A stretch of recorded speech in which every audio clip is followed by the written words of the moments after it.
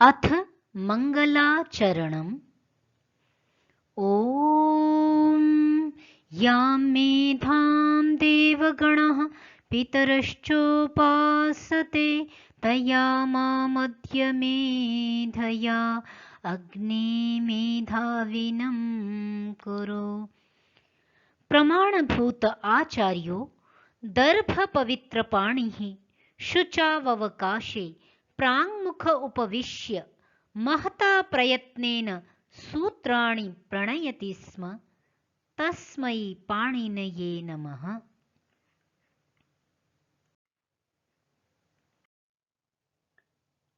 पिछली कक्षा में हमने अपादान कारक के 8 सूत्रों का अध्ययन किया। इसके अनंतर हमें इसी क्रम में अब ये 4 वार्तिकों का अध्ययन करना है। ये वार्तिकें अष्टाध्यायी की सूत्र संख्या 28 अर्थात अपादाने पंचमी में पढ़ी गई हैं। इन वार्तिकों से वहां पर अपादान में पंचमी का विधान किया गया है। तो आइए आज इन वार्तिकों का अभ्यास कर लेते हैं। इन वार्तिकों के द्वारा किस किस स्थिति में पंचमी विभक्ति होती है। तो पहली वार्तिक है पंचमी विधाने ल्यप लोपे कर्मण्युपसंख्यानम और दूसरी है अधिकरणे च। इसी को सिद्धांत कौमुदी में ल्यप लोपे कर्मण्यधिकरणे च ऐसा करके संक्षेप में बना दिया गया है, परंतु महाभाष्य में इसी प्रकार यह 2 वार्तिकों के रूप में प्राप्त होता है। सिद्धांत कौमुदी में इन दोनों को मिलाकर के एक वार्तिक कही गई है, ल्यप लोपे कर्मण्यधिकरणे च ऐसा करके। तो देख लेते हैं ल्यप लोप के विषय में। ल्यप लोपे पंचमी के विधान करने में जहां पर ल्यप लोप का विषय उपस्थित हो, अर्थात ल्यप प्रत्यय का प्रयोग न हो रहा हो परंतु उसका अर्थ गम्यमान हो रहा हो, अर्थात ल्यप का अर्थ कहा जा रहा हो, तो उसमें पंचमी विभक्ति कह देनी चाहिए। और कर्मणि अधिकरणे च कर्म कारक अथवा अधिकरण कारक इन दोनों का अर्थ कहा जा रहा हो, तो कर्म का विषय उपस्थित हो अथवा अधिकरण का विषय उपस्थित होने पर ल्यप शब्द का प्रयोग ना हो तो भी पंचमी विभक्ति होती है। जैसे लतिका छदिशः पत्रचिल्लम पश्यति। लतिका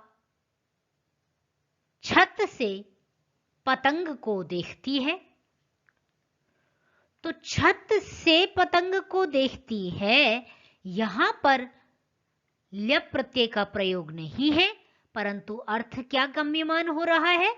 छदिः आरुह्य, छत पर चढ़कर के पतंग को देखती है।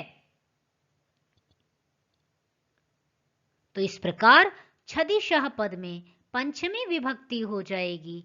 पंचमी विभक्ति होकर के छदि का छदिशः बन जाएगा। छदि माने छत पर। तो छदि यहां पर छदिस में छदिस शब्द है जिसका रूप चलता है छदिः छदिषि छदीषि, छदिः छदिषि छदीषि, छदिशा छदिर्भ्यां छदिर्भिः, छदिशे छदिर्भ्यां छदिर्भ्यः, छदिशः।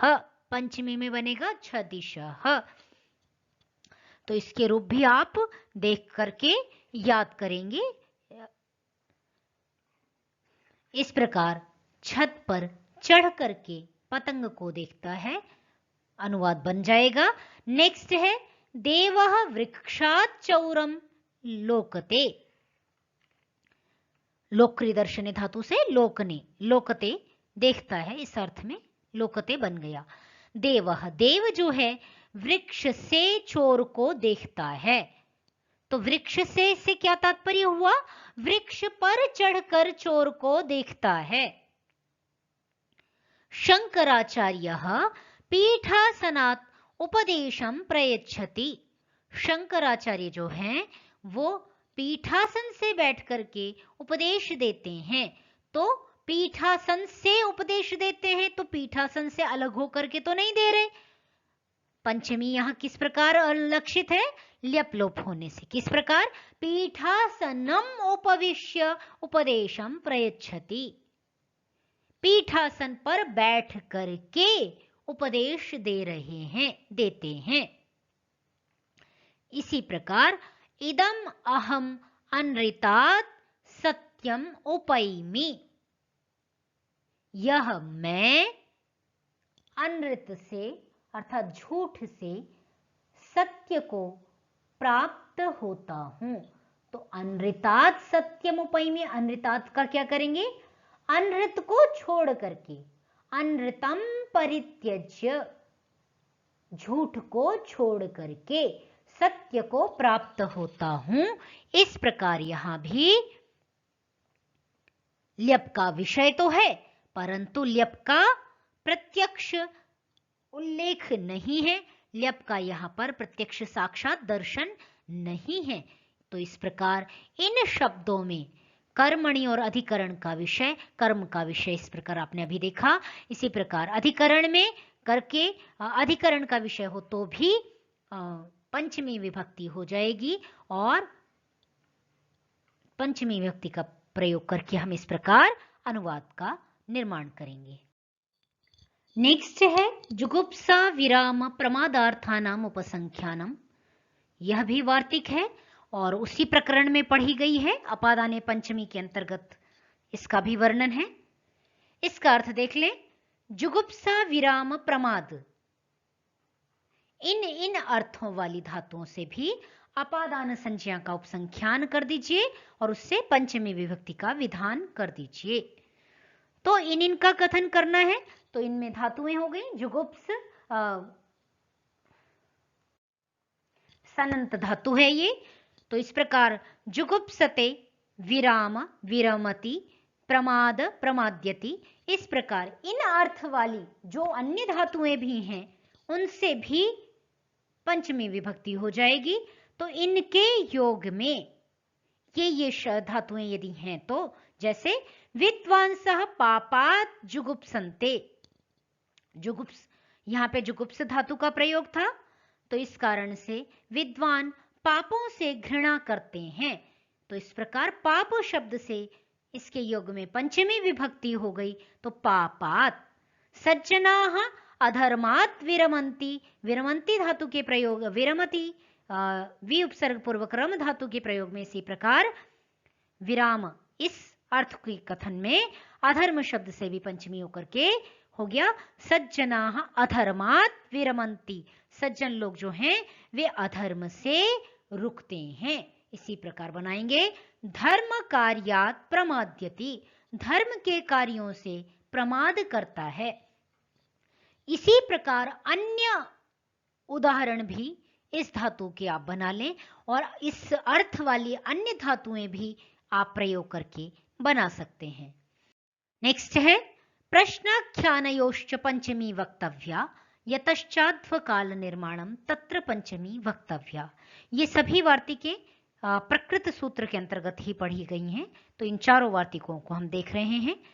देखिए, प्रश्न और आख्यान में पंचमी विभक्ति कह दीजिए। प्रश्न और आख्यान का विषय उपस्थित होने पर प्रश्न पूछा जा रहा हो और उसका उत्तर दिया जा रहा हो तो दोनों ही स्थिति में अर्थात संवाद में, प्रश्नोत्तर विधि में पंचमी विभक्ति होती है। उदाहरण से देख लेते हैं। त्वं कस्मात् स्थानात् आगच्छसि। प्रश्न किया कि तुम किस स्थान से आ रहे हो। तो इस प्रश्न में किस स्थान से, यहां प्रश्न था तो इस कारण से प्रश्न की प्रश्न के युग में क्या किया हमने, पंचमी विभक्ति का प्रयोग कर लिया, कस्मात् स्थानात्, तो उत्तर भी फिर पंचमी में ही दिया। आख्यान अर्थात उत्तर देना कि मैं पटना से आ रहा हूं, मैं कानपुर से आ रहा हूं, मैं विद्यालय से आ रहा हूं, मैं रामनगर से आ रहा हूं। इस प्रकार करके आपने क्या किया, कस्मात् स्थानात् का उत्तर भी पंचमी में दिया। देहल्याः आगच्छामि, कर्णपुरात् आगच्छामि, पाटलिपुत्रात् आगच्छामि। पंचमी में ही हमने कुतः शब्द का यदि प्रयोग किया तो भी उत्तर पंचमी में ही होगा, चूंकि कुतः में तसिल प्रत्यय भी हम पंचमी में ही करते हैं। पंचम्यास तसिल सूत्र से, तो इस प्रकार भवान कुतः आगच्छति, इसका उत्तर दिया नगरात् विद्यालयात्, मैं विद्यालय से वापस आ रहा हूं, या मैं घर से आ रहा हूं, बाजार से आ रहा हूं। इस प्रकार का कोई भी सेंटेंस आप प्रश्नोत्तर रूप में बनाएंगे तो उसका उत्तर भी, प्रश्न भी पंचमी में और उत्तर भी पंचमी में देंगे इस वार्तिक से। नेक्स्ट है यतश्चात्व काल निर्माणम तत्र पंचमी वक्तव्या, जहां मार्ग और काल के परिमाण की बात चल रही हो वहां पर पंचमी विभक्ति कह दीजिए। मार्ग और काल के माप के विषय में, यतः जहां से परिमाप किया जाए, यतः अर्थात जहां से लेकर के परिमाप किया जाए, परिमाण बताया जाए, उसमें पंचमी विभक्ति होती है। तत्र पंचमी वक्तव्या, उसमें पंचमी विभक्ति कह दीजिए। तो जैसे कि दिल्ली से पटना 1000 किलोमीटर है, इस अनुवाद में दिल्ली से, तो दूरी कहां से मापनी शुरू की, दिल्ली से मापनी शुरू की। इस कारण से दिल्ली में पंचमी विभक्ति हो जाएगी, और जहां तक मापी तो उसमें सप्तमी या प्रथमा होगी। तो इस प्रकार दिल्ली से पटना 1000 किलोमीटर है। देहल्याः पाटलिपुत्रम सहस्र परिमितम यावत् वर्तते, ये मार्ग का परिमाण हो गया। नेक्स्ट देखते हैं काल का परिमाण।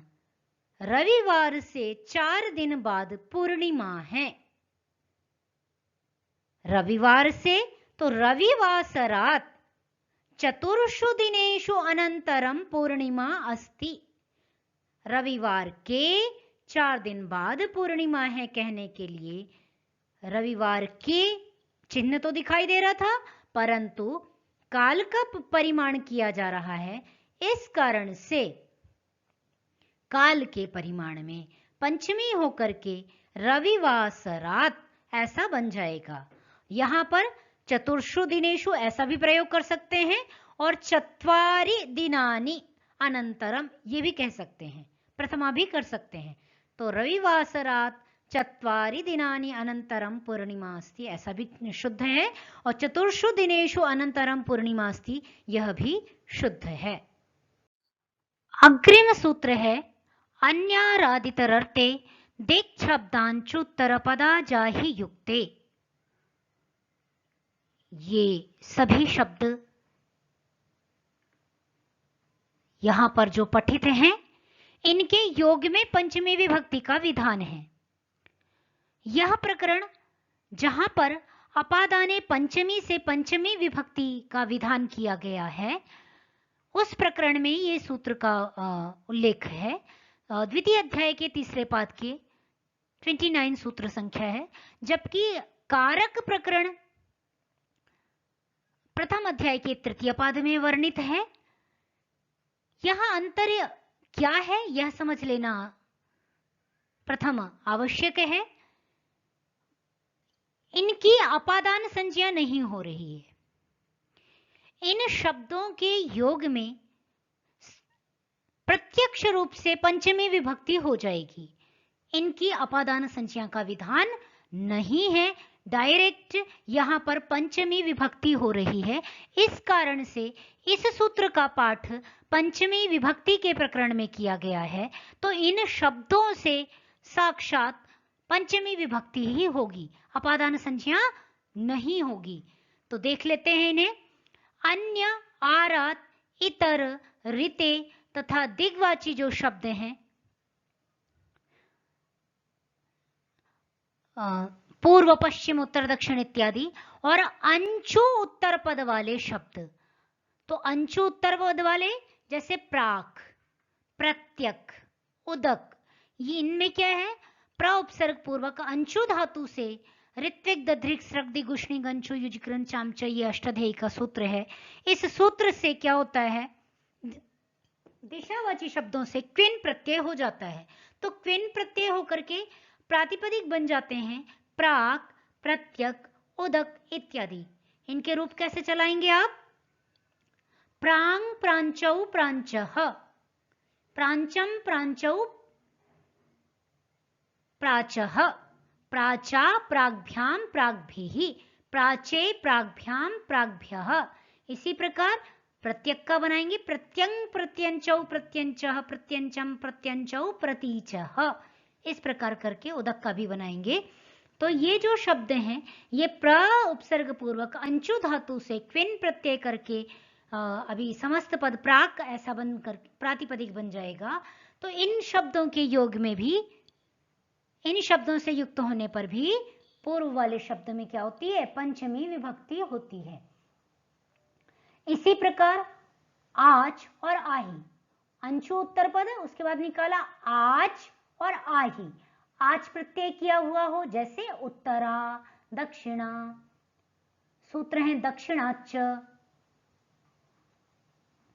उससे क्या आज प्रत्यय होता है, सॉरी दक्षिणादाज और उत्तराच, इन दोनों सूत्रों से क्या होता है, आज प्रत्यय होता है। इसी प्रकार दक्षिणाही, उत्तराही, ये भी अव्यय पद हो गए, समस्त दक्षिणाही आही प्रत्यय होकर के यहां पर आही प्रत्यय हुआ है, आही च दूरे सूत्र से, दूर अर्थवाचक हो तो दक्षिणाही ऐसा बन जाता है। तो दक्षिणाही, उत्तराही इत्यादि शब्द ये बन गए। और इन शब्दों के योग में कौन कौन से शब्द हो गए, अन्य, आरात, इतर, ऋते, यहां पर संधि है यण संधि, उसको अलग कर लेंगे, आरात, इतर, ऋते, दिक् शब्द, अंशुत्तर पद, अंशुत्तर पद में है जिसके आज और आही, इन शब्दों से युक्त यदि वाक्य है तो पूर्व वाले शब्द में पंचमी विभक्ति हो जाएगी। ठीक है, इन शब्दों से युक्त शब्द में। तो इससे तात्पर्य क्या हुआ, इन शब्दों से युक्त जो पहले वाला शब्द है जिसके संपर्क से अन्य शब्द का प्रयोग हो रहा है, उस शब्द में पंचमी विभक्ति हो जाएगी।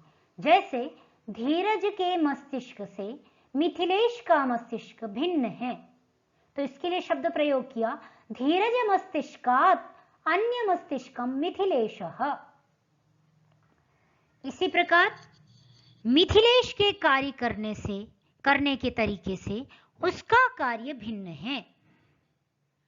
तो मिथिलेश के कार्य करने के तरीके से मिथिलेशस्य कार्यकरण प्रकारात् अन्यम तस्य कार्यम।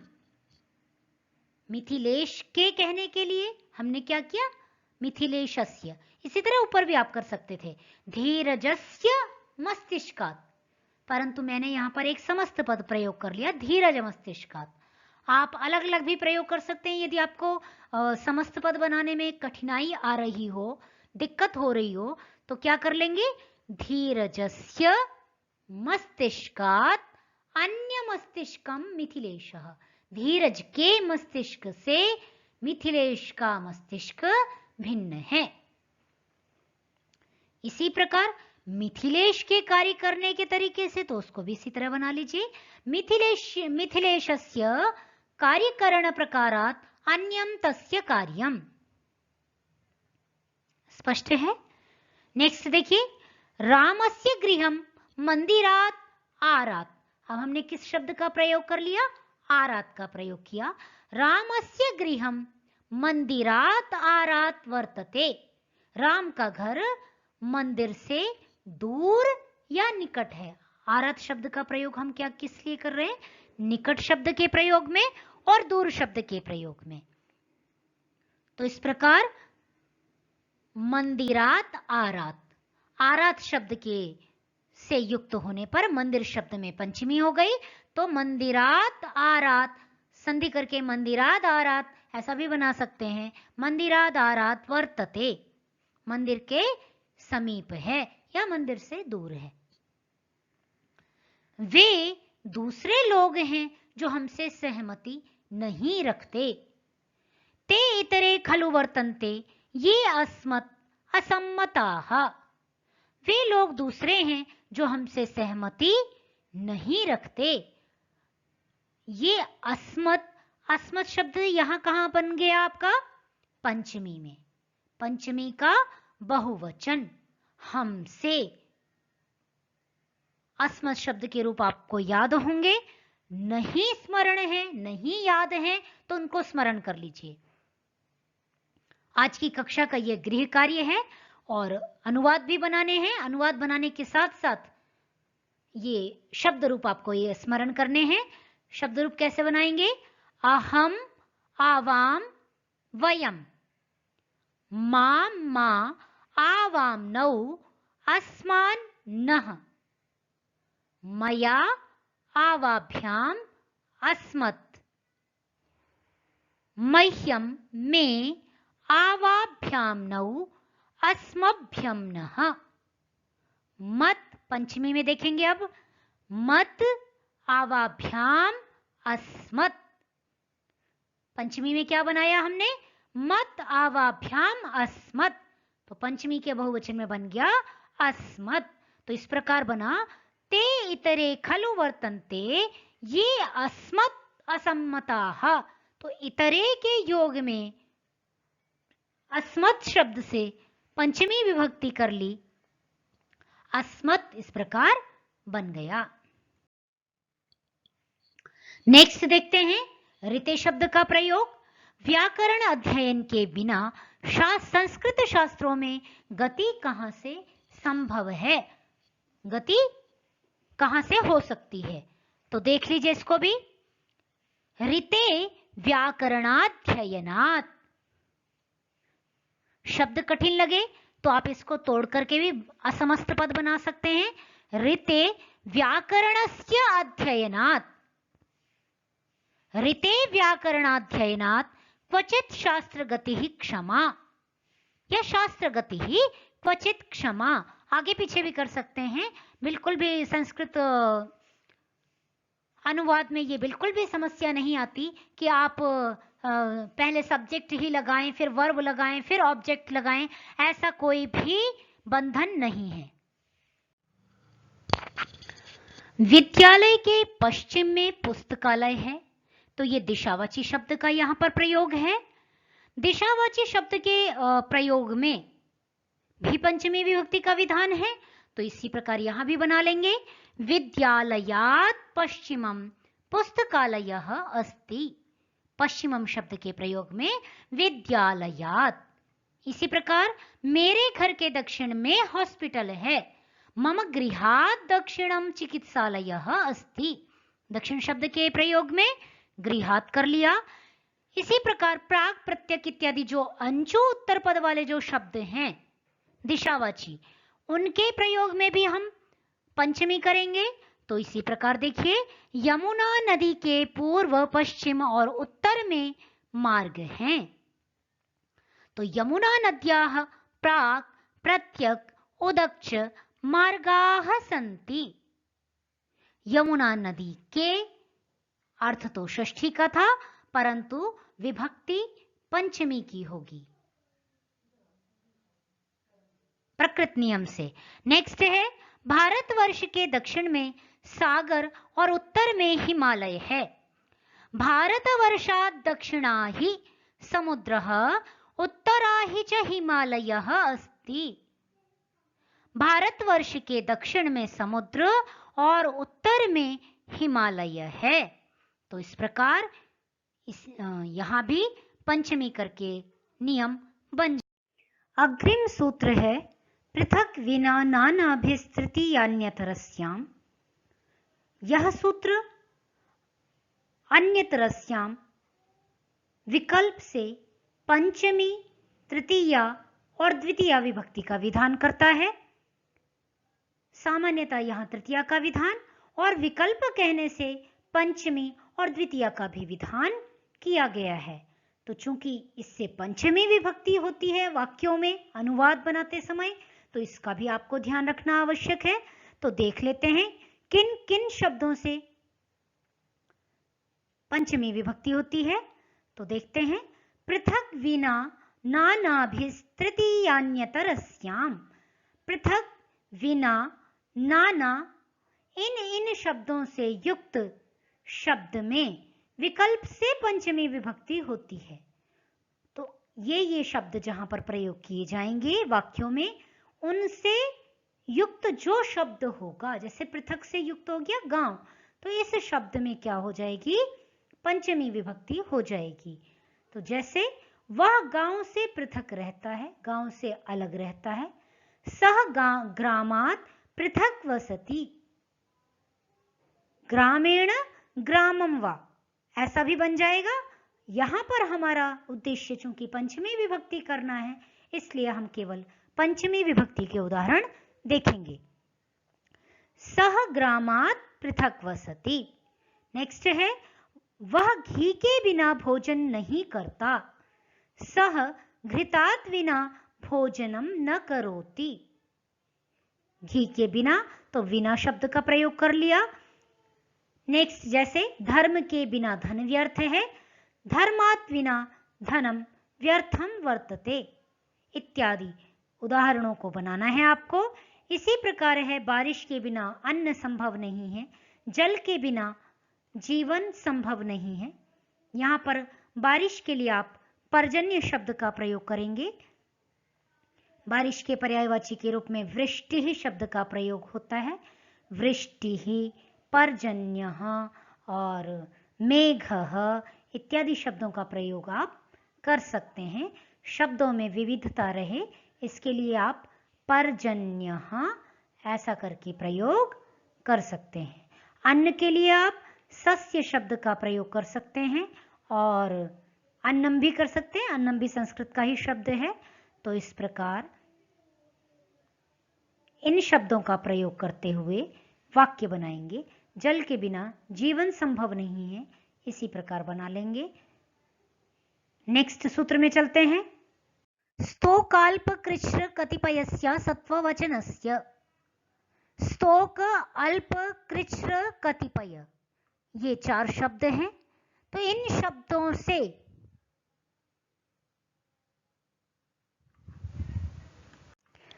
पंचमी विभक्ति होती है जब करण कारक रूप में इनका प्रयोग किया जा रहा हो। साथ में एक शब्द कहा असत्ववचनस्य। असत्ववचनस्य कहने से क्या तात्पर्य हुआ? असत्ववचन, सत्व अर्थात होता है द्रव्य।